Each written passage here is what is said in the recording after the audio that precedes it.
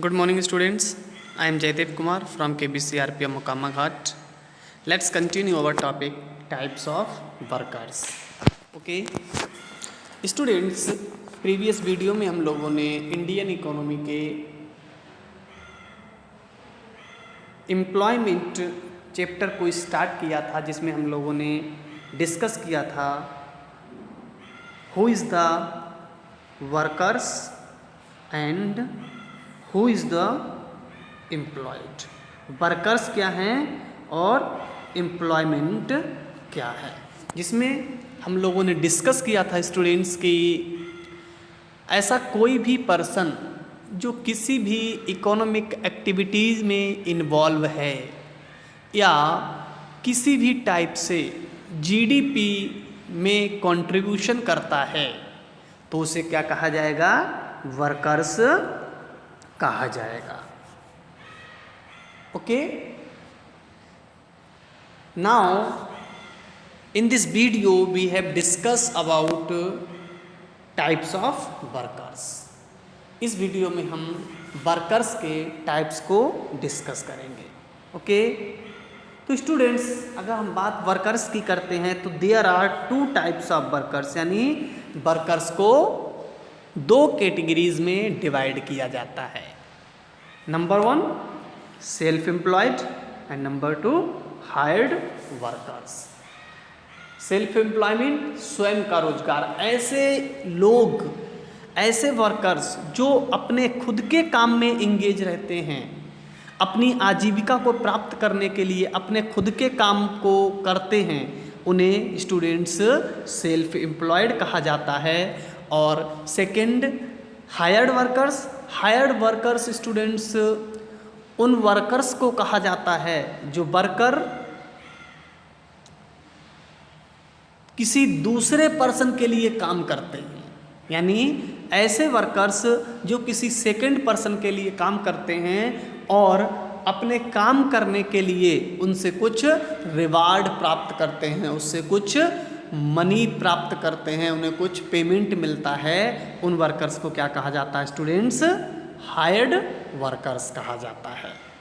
Okay, तो students देखिए यहाँ पर लिखा हुआ है सेल्फ एम्प्लॉयड, यानी who is the self employed. Self employed को स्टूडेंट्स हिंदी में स्वरोजगार कहा जाता है।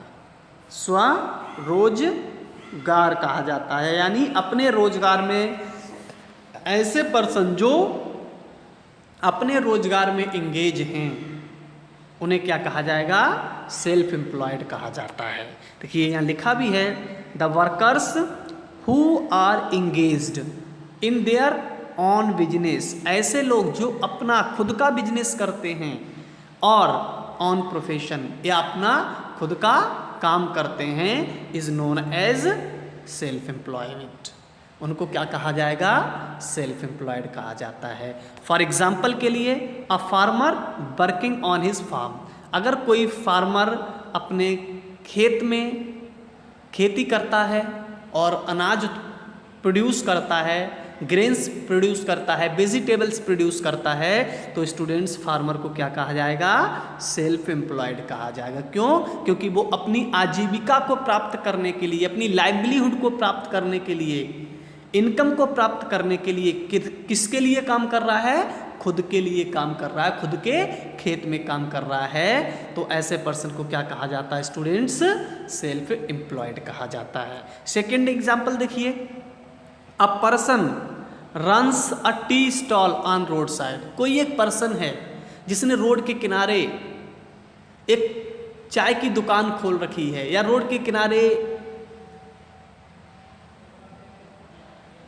फल बेच रहा है या कोई दूसरा इस तरह का काम कर रहा है, तो उसे भी क्या माना जाएगा स्टूडेंट्स? सेल्फ एम्प्लॉयड माना जाएगा। क्यों? क्योंकि वो पर्सन अपनी आजीविका को चलाने के लिए, अपने लिए आवश्यक धन प्राप्त करने के लिए, आवश्यक नीडेड मनी अर्न करने के लिए क्या करता है? खुद के काम के करता है। क्यों? क्योंकि जो टी स्टॉल वो पर्सन चला रहा है वो किसी और की टी स्टॉल नहीं है, बल्कि उसने खुद की अपनी टी स्टॉल खोली है, इसीलिए उसे क्या कहा जाएगा स्टूडेंट्स? सेल्फ एम्प्लॉयड कहा जाएगा। ओके, नेक्स्ट एग्जांपल देखिए, shopkeeper runs his shop in market.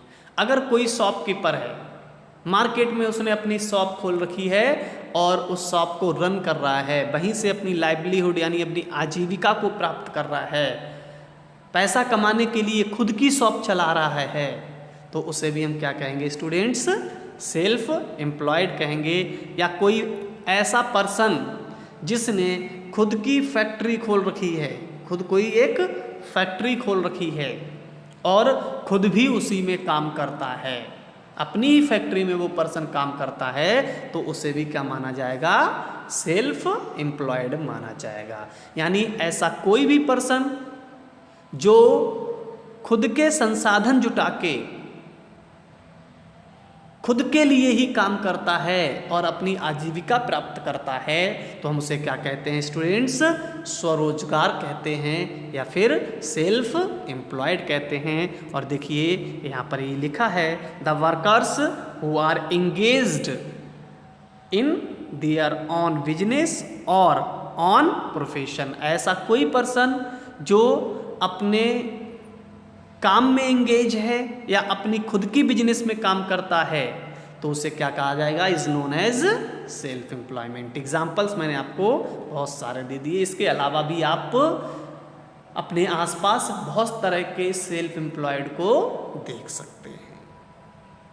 ठीक है, अब हम बात करते हैं स्टूडेंट्स हायर्ड वर्कर का। हायर मीन्स क्या होता है? किराए पर लेना। हायर कहते हैं ना, टैक्सी हायर कर ली, बस हायर कर ली, मजदूर हायर कर लिए, तो ये वही हायर्ड है। HIRED, हायर्ड मीन्स किराए पर लेना। यानी किसी भी पर्सन की या किसी आइटम की सर्विसेज को खरीदना ही क्या कहलाता है? हायर्ड। या किसी चीज़ को किराए पर ले लेना, उसे हम क्या कहते हैं? हायर्ड कहते हैं। तो ऐसे ही कुछ वर्कर्स होते हैं जिनको हम कुछ पेमेंट करते हैं, ठीक है, और उस पेमेंट के बदले हम उनकी सेवाएं खरीदते हैं। तो ऐसे पर्सन्स को, ऐसे वर्कर्स को क्या कहा जाता है स्टूडेंट्स? हायर्ड वर्कर कहा जाता है। ठीक है, जैसे आपके खेत में कोई काम है तो आप क्या करेंगे? लेबर को ले जाएंगे, लेबर हमारे खेतों में काम करेगी, बदले में क्या करेंगे? हम उनको कुछ पैसा पेमेंट कर देंगे। यानी हमने उन वर्कर्स की सर्विसेज को हायर किया है, उन्हें कुछ पैसा दिया है, बदले में उन्होंने हमारे खेत में श्रम किया है, काम किया है। ठीक है, तो ऐसे लोग जो अपनी सेवाएं दूसरों के लिए प्रोवाइड कराते हैं, रेंडर करते हैं, बदले में सैलरी या वेज प्राप्त करते हैं, ऐसे लोगों को क्या कहा जाता है स्टूडेंट्स? हायर्ड वर्कर कहा जाता है।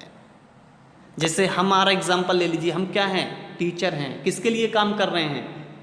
KBS के लिए काम कर रहे हैं। हम खुद के लिए यहाँ काम नहीं कर रहे, हम KBS के लिए यहाँ काम कर रहे हैं। बदले में KBS क्या करता है? हमें सैलरी देता है।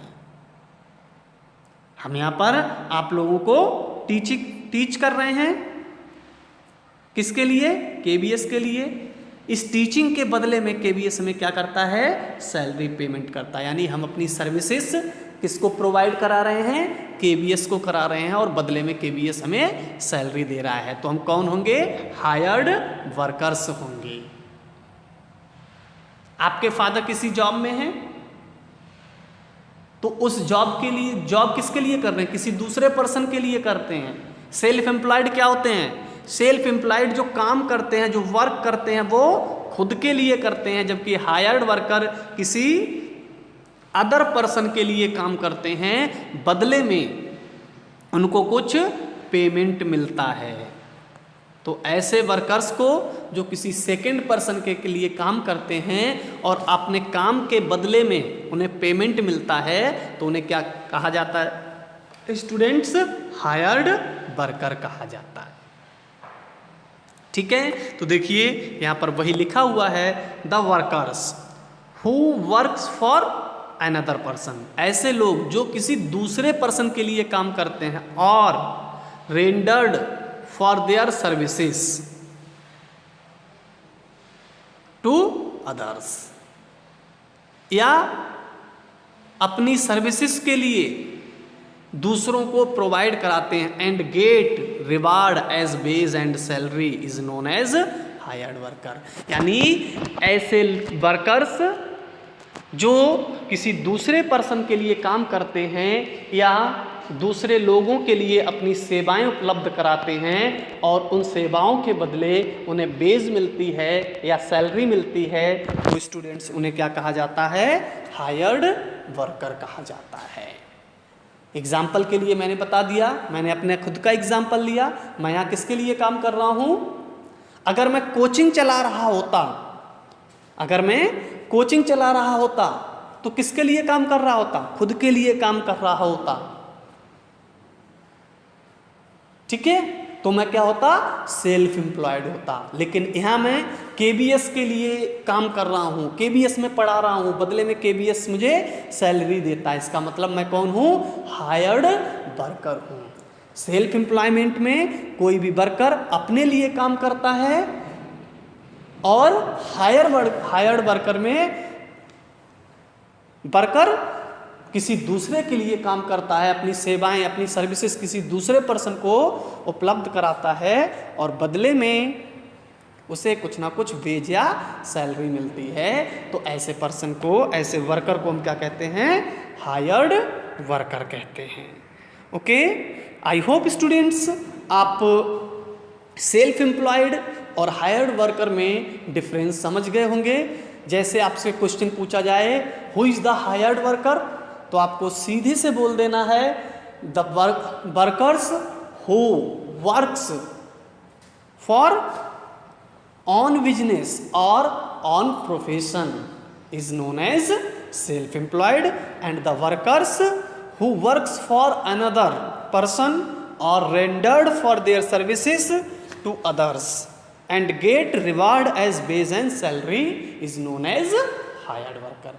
एग्जाम्पल मैंने बहुत अच्छा आपको दे दिया, इजी समझ में आ जाएगा। मैं कोचिंग चलाता हूँ तो मैं सेल्फ एम्प्लॉयड हूँ, और अगर मैं जॉब कर रहा हूँ किसी दूसरे पर्सन के लिए तो मैं हायर्ड वर्कर हूँगा। क्लियर है? आगे बढ़ते हैं स्टूडेंट्स। अब हम बात करते हैं हायर्ड वर्कर्स की। तो स्टूडेंट हायर्ड वर्कर्स भी दो तरह के होते हैं। There are 2 types of hired workers. Hired worker कितनी तरह के होते हैं? 2 तरह। जैसे वर्कर्स को हमने पहले कैटेगराइज किया, 2 कैटेगरीज में बांट लिया। पहला हमने लिखा सेल्फ एम्प्लॉयड, और सेकंड हमने लिखा हायर्ड वर्कर्स। ऐसे ही स्टूडेंट्स हायर्ड वर्कर्स जो हैं, हायर्ड वर्कर्स, इन हायर्ड वर्कर्स को भी 2 टाइप कैटेगरी में डिवाइड किया जाता है। इसमें फर्स्ट कैटेगरी होती है कैजुअल वर्कर्स की, और सेकंड क्या होता है? Regular workers. नाम से ही स्टूडेंट्स आपको पता चल रहा होगा। तो हम बात करते हैं टाइप्स ऑफ हायर्ड वर्कर्स की। तो मैंने अभी आपको बताया there are 2 types of hired workers, यानी जो हायर्ड वर्कर्स होते हैं 2 तरह के होते हैं। एक होता है कैजुअल वर्कर्स और सेकंड होता है रेगुलर वर्कर्स। ओके, तो स्टूडेंट्स पहले हम कैजुअल वर्कर्स को डिस्कस कर लेते हैं और उसके बाद हम बात करेंगे रेगुलर वर्कर्स की। ठीक है, तो स्टूडेंट्स कैजुअल वर्कर्स और रेगुलर वर्कर्स को समझने के लिए हमें अपने आसपास के एग्जाम्पल्स को देखना होगा। मैं एक एग्जाम्पल दे रहा हूँ आपको, आप उसको ऑब्जर्व कीजिए अपने आसपास। आपने देखा होगा जैसे हमें मान लीजिए अपना घर बनवाना है, ठीक है, या हमारे फादर फार्मर है तो उनको खेतों में काम है, या स्कूल का हमें कंस्ट्रक्शन करवाना है। ठीक है, तो हम क्या करते हैं? मार्केट जाते हैं, या अपने आसपास जो वर्कर्स हैं जिनके पास अपना काम नहीं है, उन लोगों को ले आते हैं और उनको कुछ पेमेंट देकर अपने घरों में, अपने खेत में या अपने ऑफिसेस में उनसे काम करवाते हैं और वो एक दिन काम करते हैं और वापस चले जाते हैं। अगले दिन फिर हमें जब वर्कर्स की ज़रूरत होती है हम फिर से बाहर जाते हैं, जो वर्कर्स हमें मिलते हैं हम उनको हायर कर लेते हैं और शाम को उनके काम का पैसा उनको दे देते हैं और वो फिर वापस चले जाते हैं, जिन्हें हम डेली बेसिस वर्कर्स बोलते हैं। वो भी हायर ही किए जाते हैं लेकिन on the basis of daily basis, ठीक है। और जब काम खत्म हो जाता है तो ये उस काम से चले जाते हैं, कहीं दूसरी जगह काम देखते हैं, अगले दिन तीसरी जगह काम देखते हैं, अगले दिन चौथी जगह काम देखते हैं। समझ रहे हैं? साथ ही साथ इनको कोई भी सोशल सिक्योरिटी बेनिफिट नहीं दिया जाता। सोशल सिक्योरिटी बेनिफिट मीन्स जैसे मान लीजिए हम जॉब में हैं, ठीक है, तो गवर्नमेंट हम जब रिटायर कर जाएंगे उस रिटायरमेंट के लिए हमें पेंशन का इंतजाम करती है, पेंशन देती है, पीएफ काटा जाता है, जीपीएफ काटा जाता है। तो इस तरह की पेंशन के लिए, पीएफ के लिए, जीपीएफ के जो बेनिफिट्स मिलते हैं इन्हीं को क्या कहा जाता है स्टूडेंट्स? सोशल सिक्योरिटी बेनिफिट्स कहा जाता है। तो ऐसे वर्कर्स जो आज हमारे घर में काम कर रहे हैं, कल किसी दूसरे पर्सन ने उन्हें हायर कर लिया, परसों किसी तीसरे पर्सन ने हायर कर लिया, उनके पास ना तो कोई परमानेंट काम होता है और ना ही उनको सोशल सिक्योरिटी बेनिफिट्स मिलते हैं। ऐसे वर्कर्स के लिए कैजुअल वर्कर्स कहा जाता है, यानी ऐसे वर्कर्स जो डेली बेसिस पर काम करते हैं उन्हें कोई भी एम्प्लॉय परमानेंट हायर नहीं करता, साथ ही साथ उन्हें कोई सोशल सिक्योरिटी बेनिफिट्स नहीं दिए जाते हैं। उन वर्कर्स को क्या कहा जाता है स्टूडेंट्स? कैजुअल वर्कर कहा जाता है। और दूसरे तरह के वर्कर्स में हम जैसे लोग आते हैं जो जॉब में हैं, यानी जिन्हें कोई एम्प्लॉयर मीन्स वो पर्सन जो काम देता है। जैसे हम केबीएस में जॉब करते हैं तो हमारा एम्प्लॉयर कौन होगा? केबीएस होगा, ठीक है। आप किसी दूसरे डिपार्टमेंट में काम करते हैं तो आपका एम्प्लॉयर कौन होगा? आपका डिपार्टमेंट होगा, ठीक है। तो ऐसे वर्कर्स जिन्हें कोई एम्प्लॉयर परमानेंट हायर कर लेता है, परमानेंट सैलरी देता है, साथ ही साथ उनको सोशल सिक्योरिटी बेनिफिट्स भी दिए जाते हैं, ऐसे वर्कर्स को स्टूडेंट्स कहा जाता है रेगुलर वर्कर्स कहा जाता है। यानी हम अपने आसपास ऐसे वर्कर्स को भी देखते हैं जो डेली बेसिस पे काम करते हैं। आज किसी पर्सन के यहाँ काम कर रहे हैं, कल किसी दूसरे पर्सन के यहाँ काम कर रहे हैं, परसों किसी तीसरे पर्सन के यहाँ काम कर रहे हैं। यानी उनके पास कोई रेगुलर जॉब नहीं है, उनके पास कोई रेगुलर पेमेंट नहीं है, उनके पास कोई रेगुलर सोशल सिक्योरिटीज बेनिफिट नहीं है। तो ऐसे पर्सन्स को हम क्या कहेंगे स्टूडेंट्स? कैजुअल वर्कर कहेंगे। और ऐसे वर्कर्स जिन्हें कोई एम्प्लॉयर परमानेंट हायर कर लेता है, परमानेंट पेमेंट मिलता है, साथ ही साथ उन्हें काम करने के लिए सोशल सिक्योरिटी बेनिफिट जैसे पीपीएफ, जीपीएफ, पेंशन या बोनस, इस तरह के बेनिफिट्स भी दिए जाते हैं, उन्हें हम क्या कहते हैं?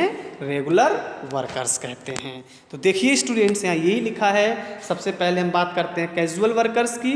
तो the workers who works as daily wagers, ऐसे वर्कर्स जो डेली वेजर्स की तरह काम करते हैं, and not hired by any employer, और उन्हें कोई एम्प्लॉयर हायर नहीं करता, is known as casual workers.